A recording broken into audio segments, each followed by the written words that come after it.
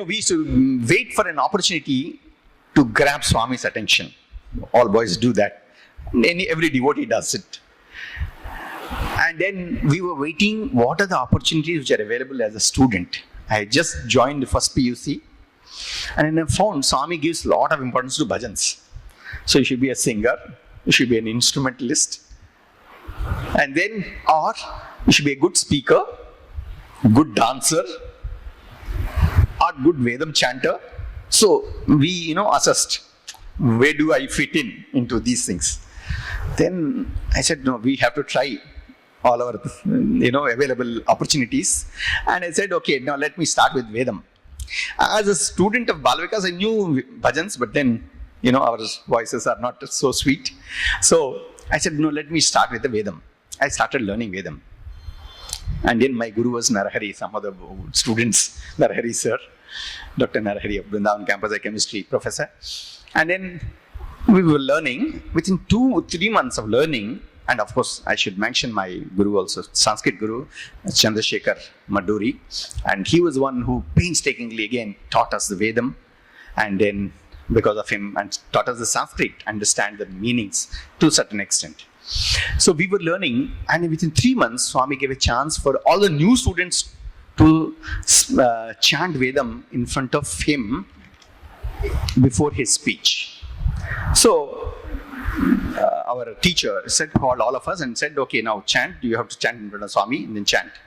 And then, of course, I fumbled. I did not learn properly. And then he rejected me. I was crestfallen. And I was, that day, evening bhajans, I was crying like anything. I said, Swami, such a nice chance. First time as a student of the PUC, and then I was denied of this chance. I said, no, this cannot happen. And then Swami gave a discourse in the Trai Vrindavan, what they used to call, that time it was not Trai Vrindavan, it's the old Vrindavan. Vrindavan sessions used to be there in the old bungalow. Some of you may recall that. And then Swami said, if you want to learn anything, you have to put in word. Even a shopkeeper will not give you a hanky unless you throw 10 rupees on his face. He literally in Telugu he said that. He said, so if you want to learn anything, you have to put in effort.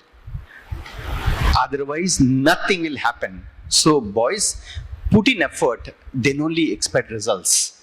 If you don't put in, God helps those who help themselves in learning things.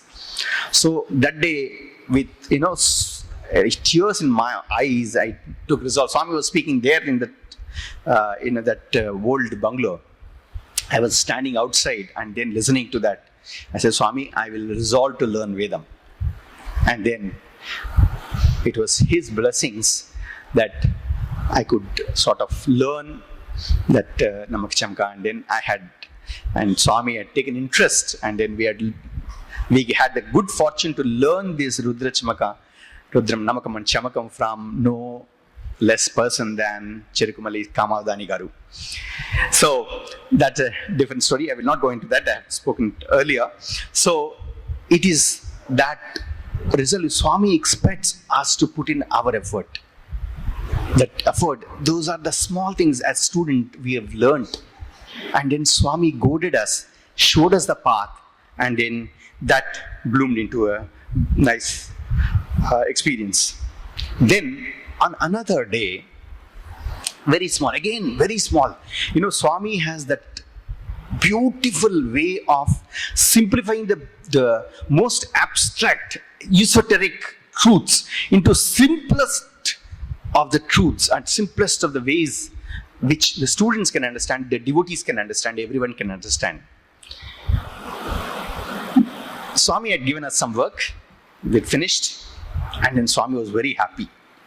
He wanted to show, like a mother, when they are happy, what they'll sort of show extra love for the students, for the children. So he said, boys, what do you want? By then we did not have photographs with Swami. So we said, Swami, photo Swami.